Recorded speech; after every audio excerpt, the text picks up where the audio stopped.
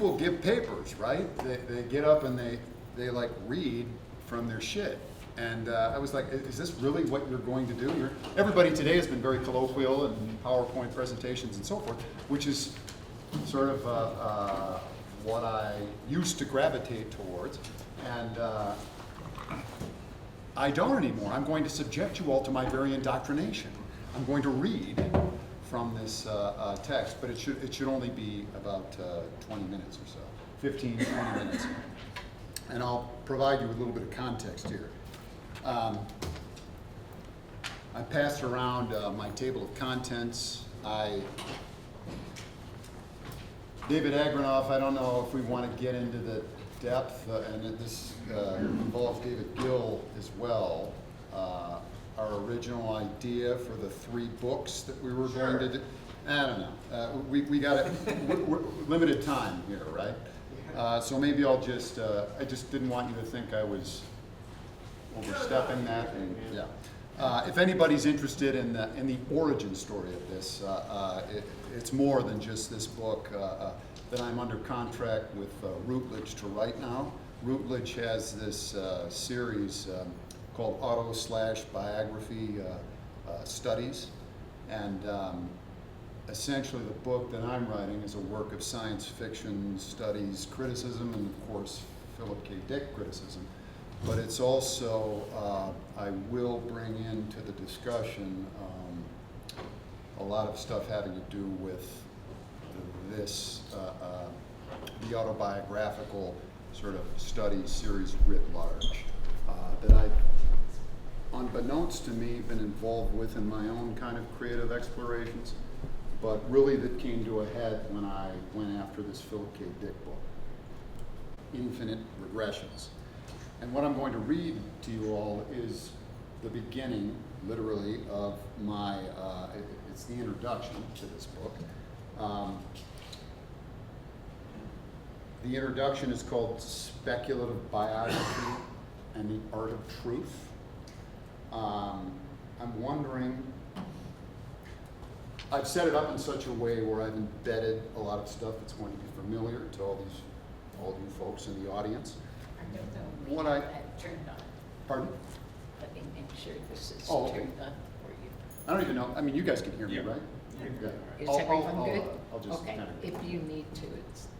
I'm just going to screw this up. So I think I'm just going to dive in. You'll kind of get a sense of what I'm doing. What I really would like is your feedback when I'm done. What I'm trying to do is cover the major texts, the major biographical texts, beginning from shortly before Philip K. Dick died in 1982 with the Philip K. Dick Society newsletter, where initially biographical texts, as it were, began to come out. Up until, well, I'll get into this as I'm reading. I think I've set it up so that you'll get what I'm doing here. Certainly feel free to kind of jump in, and I'll try not to bore you, maybe 20 minutes or so here. So the title of my, and this is very raw, so I'm just, again, I really would love your feedback when I'm done here. Specifically in terms of, and if you could take a look at that table of contents. I've never done this before. I'm using you all. Seriously, I've given 1 million papers at 1 million conferences and stuff. You know, is Frank Hollander here? There he is. You'll tell me, right? You're the fact checker. Just to congratulate you. Already, You've got one on here that I've never heard of, so. Oh, okay. Good for you. Yeah, so don't feel as if you, my feelings are impervious, so yes, feel free to express yourselves. That's why we're all here, right? We want to express ourselves. So the title of this introduction is Speculative Biography and the Art of Truth, and this first section that I'm going to read to you is called We Phil Dickians Psychonauts. And I started with a little blurb from Roland Barthes. And this is what he says: his biography is a novel that dare not speak its name. It is well known among scholars, biographers, and ardent fans of Philip K. Dick, hereafter PKD, and I'm already going to stop. PKD, Dick, or Phil? What do we like? Phil is too familiar for me. PKD is actually kind of far removed. Dick, you got cock and all of that. Right? So what is serious? This is actually a serious question. What is the Phil really? Is that what people prefer? That's what Rickman uses. That's what Ann uses. I mean, you mean for the I use PKD here. I'll think about it. That's kind of my go-to. I share this concern. Right? You gotta say. Because in your intro to I Yes, guess. Philip K. Dick all in one breath. say again. You have to say Philip K. Dick all in one breath every time. Yeah, but it's too much, you know. I mean, I like PKD, really, for books and stuff. I just meant for like right here conversation. Like, I would love to talk to whoever would like to talk about this later about this issue, but for the purposes of this discussion, it's PKD. all right.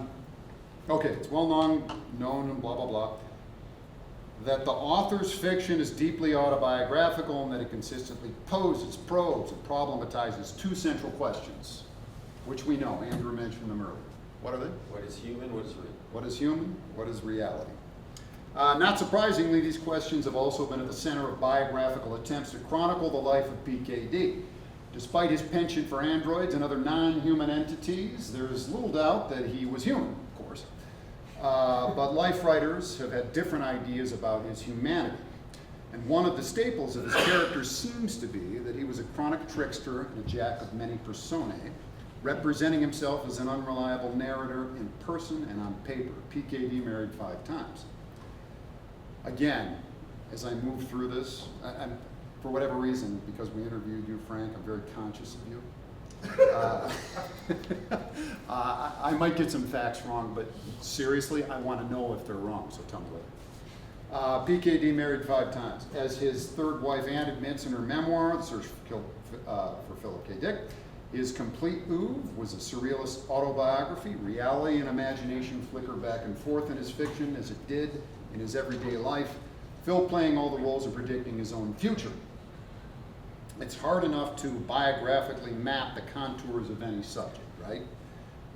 When the subject is elusive, it's even harder, and Philip K. Dick is certainly elusive. But that hasn't stopped anybody from trying to contextualize and textualize, that's the thing. Represent Philip K. Dick in a text.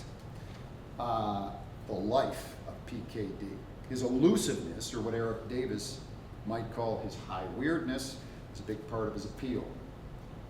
Since his death at the age of 53 in 1982, and the publication in 1989 of the first 2 formal biographies, Rickman's To the High Castle and Sutton's Divine Invasions, there has been a proliferation of biographical texts that persist to this day. One thing about there being so many PKD life writings is that inevitably much of the information becomes redundant, right? Traumatic kernels, notable experiences, key events, and so forth. In effect, the way the information is delivered becomes more interesting, at least to me, as do the authors who deliver that information. The release of Blade Runner, 1982, on the year of his death, put PKD on a path that quickly led to greater notoriety in the 80s and 90s. He's been famous for decades now, and his iconic status, both as a science fiction virtuoso and a pop culture luminary, keeps getting stronger. But it's easy to forget where he came from. In The Collapsing Frontier, Mr. Leland, you remind us that PKD has become so renowned that very few people remember that at the time of his death, he was largely forgotten and out of print, right? PKD's life and writing invites speculation about his life and how it collapses into his writing and vice versa. Like many Phil Dickian enthusiasts, after my initial exposure to his fiction in the 90s, for me it was the story of the faith of my fathers. I slowly devoured his entire library, subsidized by the many biographical explorations that annotated his novels and stories. That was nearly 30 years ago. I started this book excited about revisiting PKD in biographical text, old and new. But I found myself preoccupied more with the biographers themselves, how they depicted PKD and what those depictions said about who they might be. I became far more interested in Anne, for instance, when reading her memoir about their relationship, not just because she was a character in the memoir, but because her writing, including what and how she wrote about PKD, spoke to her own identity. All life writers implicate themselves when they present their subject to a readership. But there's something idiosyncratic about PKD, at least I think, that has produced a wide diversity of biographical stances, incentives, dialectics, and endgames. So my book, the auto/biographies of Philip K. Dick, Infinite Regressions, that's the subtitle, takes as its collective subject PKD life writings in the form of a kind of meta-biography that overviews and investigates how life writers have read his life and work, which is invariably a conflation of the life/work. It's also a conflation of the life writer's subjectivity, autobiographical leakage, as it were, right, with their subjectivity. Fueled by their examination of the autobiographical texture of much of PKD's fiction. Hence, the auto/biographies of my title as opposed to simply biographies, right? So, in addition to ontological and metaphysical refrains, PKD's stories, novels, and actual life variably thematize issues such as morality, metafiction, empathy, entropy, technoculture, paranoia, schizophrenia, bureaucracy, drugs, cyborgs, posthumanism, existentialism, precognition, apocalypse, and religion. That's just about everything. Right? I'm sure there's tons more, but that gives you an overview. There are three things, though, that all PKD life writings foreground. One, the texts of Philip K. Dick. Two, the wives of Philip K. Dick. And three, the psychology of Philip K. Dick. The latter is perhaps synthesized in the title of his 1964 essay, Drugs, Hallucinations, and the Quest for Reality. There it all is, right there, which we might say embodies the flows of PKD's bio-literary desires. Let's see. Long or short, every piece of life writing about PKD drops these three topical anchors and builds an idea of the man around him. And rightly so. For starters, his fascinatingly turbulent relationships with his wives bled into his fiction with regularity, beginning most pointedly with the portrayal of Anne in Confessions of a Crap Artist. What do we think of that? Is that right? Is that one of the? What about the wife in Is there something before that? Eye in the Sky. Really? Yeah. But do you think that's more pronounced than the act? Because he was Well, really it's not going the after turbulent it. relationship, but it's the fact that Cleo was involved in this communist stuff, and it also dealt with Oppenheimer losing his security clearance. I absolutely have to talk to you about Conflating that those later. two things together. It is Okay. biographical. Cool.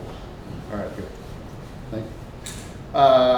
His psychological struggles were equally fascinating and turbulent, which is one of many reasons he has been so attractive as a biographical subject. Most creative writers do not live remarkable lives, my experience anyway. Or if they do, these lives unfold in their imaginations through the vehicle of their characters and make-believe worlds. PKD was not an avid traveler, spent most of his life, his adult life in any case, in suburban California. But his life experiences, namely his various interspatial odysseys, right, were far from unremarkable. In some ways, his life, personally and professionally, I'd say, outshone his characters and make-believe worlds. So going back to Eric Davis's notion of high weirdness, that comes to bear in his monograph of the same name. It's not too old. 2019, High Weirdness, Drugs, Esoterica, and Visionary Experiences in the 70s.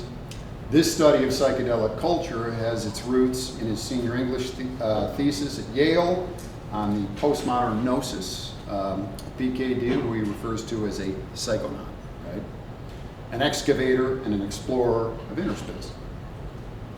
Besides PKD, Davis close reads certain trippy escapades of two other mystical American thinkers, ethnobotanist Terence McKenna and futurist Robert Anton Wilson. But PKD is the star around which Davis's schizoanalysis revolves.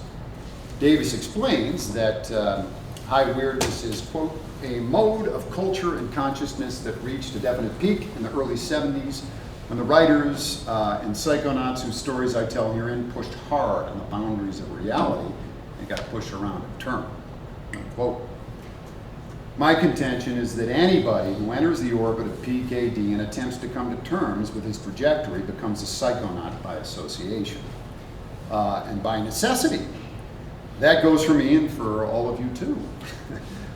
If you're reading this book or listening to me say this, which is a book about books about PKD and his books, that's what I'm doing here, which is ridiculous. I would bet the farm that you are a Phil Dickian psychonaut, everybody in this room. Riveted by the story of his life/work and probably a touch obsessed by it, if not rabidly obsessed by it. But psychonautic consciousness of this kind is especially applicable to PKD life writers who must thoroughly immerse themselves in the life work and whose texts consistently aspire to demythologize PKD in some capacity, to extract the mythos from the man and reveal the truth about the man.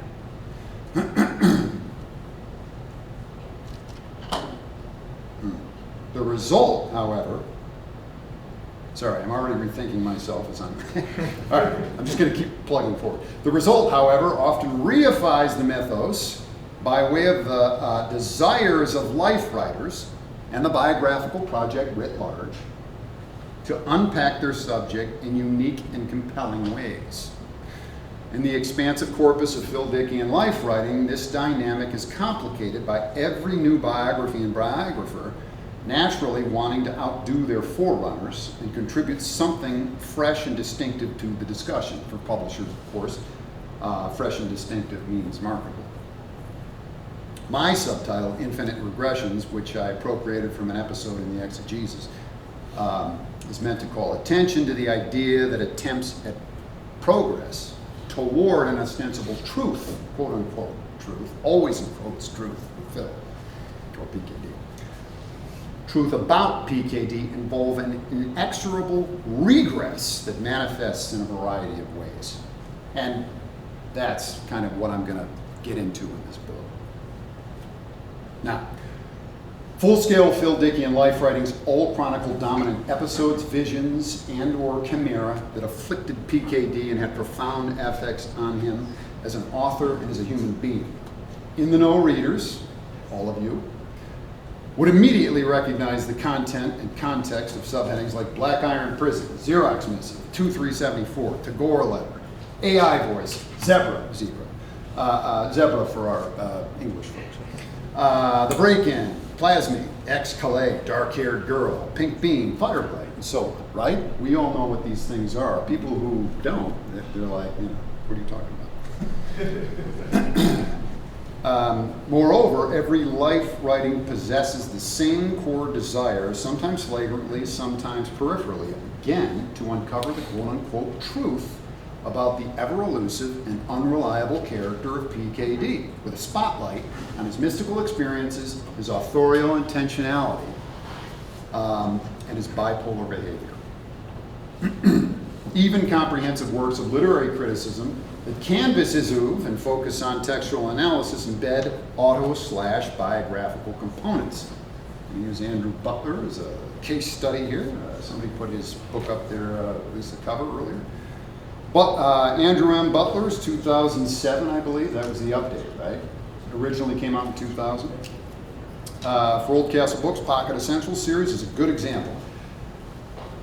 Butler systematically moves through PKD's major works, mainly his 40-plus novels, beginning with the never-published Return to Lilliput in the early 40s and culminating in the never-completed The Owl in Daylight. Then he briefly covers selected stories, and you know, I go through here and explain precisely what you do. And then for most of the entries in his study, Butler briefly identifies and or speculates about autobiographica in the texts, as in the entry for the Three Stigmata of Palmer Eldritch. and this is a quote from Andrew. Dick was inspired by a vision of an evil face in the sky, which he associated with his father, and by his learning about the Mass in confirmation classes, unquote. Butler features a short biography too, as most scholarly projects on PKD do. Autobiography is an intimate part of PKD's fiction, and nearly everybody who writes about the fiction engages in some kind of biographical praxis. So I've taught college courses devoted exclusively to PKD, as some folks in the audience have as well. On the last occasion, I began the semester by telling my students that this writing invites or incites a personal relationship between author and reader. As the semester unfolded, I encouraged them, my students, to be mindful of what that relationship might be for each one of them. And only apparently real. Paul Williams says it has to do with how his narratives cultivate familiarity despite themselves. Paul says it is the differentness of his way of thinking that is so fascinating. Yet, paradoxically, there is, for many of us, a familiarity about his differentness, a feeling that it's my differentness too. And he's expressing it for me. This, more than anything, I think, is what makes his readers so passionately loyal to him. Reading Philip K. Dick makes us feel less alone in the world. End quote. To some degree, I share Williams's sentiments, but PKD and I are friends, largely because of his sense of humor. It's so similar to my own, dark, dry, and self-effacing, occasionally goofy, outlandish, and in bad taste. Yet PKD's sense of humor is singular, inimitable, utterly Phil Dickian, right? There's nothing quite like it. I forgot who was talking earlier. It's really difficult to replicate or mimic that sense of humor.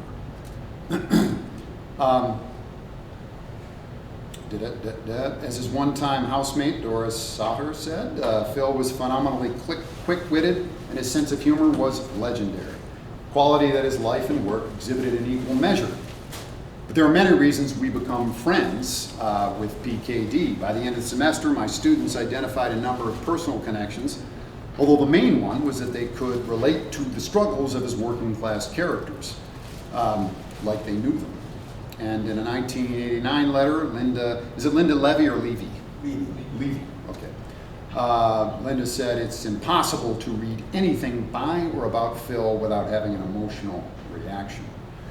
Granted, Levy, and this is a quote from her, spent nearly 10 years involved with him in some way or the other, and the way she describes it, their relationship was fairly traumatic for her, as they tended to be with women who PKD fell in love with. But that emotional reaction, that yoke of confluence and intimacy, often extends to readers of his fiction who never knew him or even knew anything about him. I've seen it in many people, and I've certainly seen it in myself.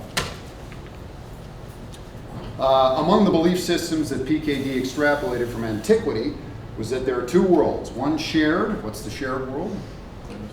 Koinos cosmos. One individualistic, Idios cosmos. Rooted in the philosophy of Heraclitus, PKD addressed this dichotomy in his 1965 essay, Schizophrenia in the Book of Changes, that you were talking about earlier. Equating it with schizophrenic existence and the prospect of an inescapable eternal now. He writes, quote, the deadly appearance of schizophrenia is not a retreat from reality, but on the contrary, the breaking out of reality all around him. Its presence, not its absence, from his vicinity. The schizophrenic is having it all now, whether he wants it or not. I believe that's exactly what you put up there. Synchronicity. In the last decade of his life, much of his writing saw PKD making efforts to navigate his predicament and the possibility that he was roundly pathological, one, or that he was perfectly sane and thus a bona fide seer, two, right? Or somewhere in between. Now, I already lost my place. Yes, and every possibility posed its own problems. I'm so sorry Greg Rickman was Rickman going to come originally and then just didn't show up? No? Well, yeah. I have had some dialogue. Couldn't sell them in Colorado. Okay, all right. Greg explains that if, quote, if Phil Dick taught us nothing else, he taught us that the individual realities each of us carries around with us, Eidos Cosmos, are real as the Koinos Cosmos, our shared reality. They were real to him, and that is what matters. For not only was Phil Dick a great writer, he was a great man who, like other visionaries of the past, can affect us profoundly. Likewise, does Williams suggest that PKD's world's view, not just a worldview, world's view, affects us with an A. Quote, the deeper I go into Phil, and this is from Greg again, the deeper I go into Phil's Eidos Cosmos, the more I discover about my own Eidos Cosmos. And the more powerfully I sense the presence of the Koinos Cosmos, more compelling and more real than anything I had previously accepted as reality. On this count, and many others, PKD, for all of his psychonautic high weirdness, has much to teach us about ourselves. Or at least about the power of the imagination, the human mind, although the classroom of PKD can be a challenge. As Lawrence Sutton remarks, quote, there are few indeed that can immerse themselves into those alternate worlds and proceed to inhabit them with a range of believably flawed and desperate and soulful characters who turn out to resemble all of us who live in our real worlds, that we begin to wonder whether anything is real in quite the same way we thought it was. Whoa. So you see how I'm kind of embedding all this stuff in here just to, you know, again, I'm not just writing for you folks. Hopefully you'll read the book at some point. Although, it's going to be like $150, so it's crazy. Request it at your library. Yeah, in any case, I'm trying to speak to the broadest readership possible. Yeah. I'm almost done. Another page or two. Biographical texts about PKD range far and wide in short and long forms, with some taking more creative liberties than others, such as Emmanuel Carrère's vaguely surreal I Am Alive and You Are Dead, and we're familiar with that. Michael Bishop's biographical novel, The Secret Ascension, or Alas, Philip K. Dick is Dead. And I'm going to get these names wrong. Laurent, how do we say Laurent KSC? It's French, right? Anybody know that? The biographical graphic novel? Quessy? Yeah, maybe that's it. Quessy? Kessie. Kessie? Kessie. And Mauro Marchesi. I don't even know which one did the illustrations and who actually wrote it. But it's called Philip K. Dick, a comics biography, came out in 2019. Whatever the case, I concentrate in my book on what I believe to be the major works of life writing, including biographical primers that began to appear while PKD was still alive. Moreover, I consider the role of dominant autobiographical fictions like Valis, his most self-referential novel, I'd say in any case, followed, maybe Radio Free Albemuth to some degree, followed by the Avant epistolary collection, The Dark-Haired Girl, thank you to David Gill for turning me on to that, and two edited versions of the Exegesis, of course, Sutton's shorter cut, the In Pursuit of Valis selections from the Exegesis, Jonathan and Pamela Jackson's longer cut, The Exegesis of Philip K. Dick. Both offer readers different experiences by omission and reorganization of the material from the core manuscript, which comprises 90 or so files and mostly handwritten notes. To my mind, together these texts delimit the most refined and well-rounded version of PKD, the man, the myth, the author, and the psychonaut. And yeah, I talk about my text of choice with more specificity at the end of the introduction, so I'm not going to do it right now. Yeah, almost done. Most biographers want to tell the greatest truth about their subject, and while their purview is filtered through a subjective lens, their angle of incidence is decidedly objective. Autobiographical texts, in contrast, are subjectivized twice over, as the subject is the author too, but my stance is that autobiography comes closer to truth than biography, even for a slippery, obscure subject like PKD. Paradoxically, the greatest truth, in my view, can only be accomplished via fiction, especially what has been called, quote, autobiographiction, which, unlike the more clinical unpackings of straight biography, actively portrays lives and mirrors reality in a way that nonfiction does not. This fundamentally postmodern stance assumes objective truth as a myth and identity as an illusion. But if myth and illusion are all we have, then quote-unquote reality isn't real at all, no matter how you slice it. That said, if we can feel and experience what isn't real, doesn't matter if it's real or not, that irreality still affects us. It certainly affected PKD, and this affect pours into the life writing composed by PKD and his biographers, all of whom make truth into a multivalent art form, whether they want to or not. For me, then, the art of truth is a core component for any auto/biographical work of literature. And life writings about PKD amplify the impact of the art of truth by dint of the subject matter, as well as how life writers have elected to approach PKD. This is a central component of my study. That's sort of the thesis. That's a little dense. I got to work that shit out. But there it is. As we know, PKD yearned to be a mainstream writer, and in spite of his best efforts, he found himself relegated to SF, disreputable genre in 20th century America, widely considered to be boyish schlock. In a 1977 interview, I think the Mets interview, where he presented, if you find this world bad, the others, PKD says, the position which writers such as myself hold in America are very lowly. Science fiction is considered to be something for adolescents, for high school kids, and for disturbed people in general in America, like all of us. And the publishers will buy a novel which must meet rigid moral standards, the standards which librarians have. He's going after librarians. Which has to do with sex, violence, and so forth. So we are limited in our writing to books which have no sex, no violence, and no deep ideas.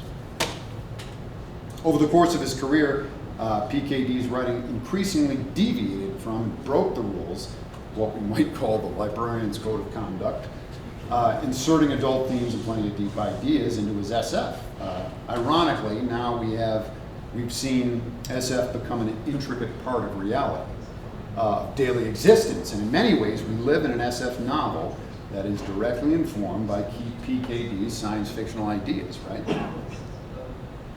Not just his ideas, but also his innovations and of course, his flights of fancy. Much of his 20th century fiction has become 21st century nonfiction in terms of which, excuse me. Start that again. Much of his 20th century fiction has become 21st century nonfiction in terms of lived experience. For all intents and purposes, our cyborg reality feeds off of his extrapolated visions, which extrapolate the past, his present, right, into futures that we now inhabit or that have already elapsed since he imagined. Alongside mapping, PKD himself, life writing about him maps the development of our science fictional interpolation, implosion, and embodiment over the course of 60 plus years, right? From the 1960s to the present day at least. During this period, human beings evolved into a state of what Scott Buchotman calls terminal identity. A simulation within the mega computer banks of the information society. Terminal identity exists as the metaphorical mode of engagement. With this model of an imploded culture, terminal identity is a form of speech, as an essential cyborg formation and a potentially subversive reconnection of the subject that situates the human and the technological as coextensive, codependent, and mutually defining. That's actually a quote from Scott. Buchotman explicates these themes in his book called, if anybody read Terminal Identity, The Virtual Subject in Postmodern Science Fiction? It's one of my, gotta get it, it's awesome, I'm almost done. One of the most important works of SF theory ever written, and one that inevitably gains impetus from PKD's contributions to the genre. And he does say something about PKD in there. Quote, the paranoid sensibility of Philip K. Dick explores the alienation that results from seeing through the spectacle. The spectacle pervades Dick's universe as a benign and effective mode of control. The spectacle constitutes the parameters of reality for the citizen. The central characteristic of Dick's protagonists involves their crises of subjectivity, crises which begin when the categories of the real and the rational begin to dissolve their boundaries, unquote. Lastly, not coincidentally, this central characteristic also defines the work of Phil Dickian life writers, all of whom create a protagonist whose life work is marked by a grand, accumulative disillusion of the boundaries that shape reality. As PKD shows us, this disillusion is synonymous with truth as an infinitely subjective, illusory phenomenon. At least that's the stance I'm taking. From there, I move on to my thesis, and who knows what that'll be. We'll get to that. Thank you, Dave.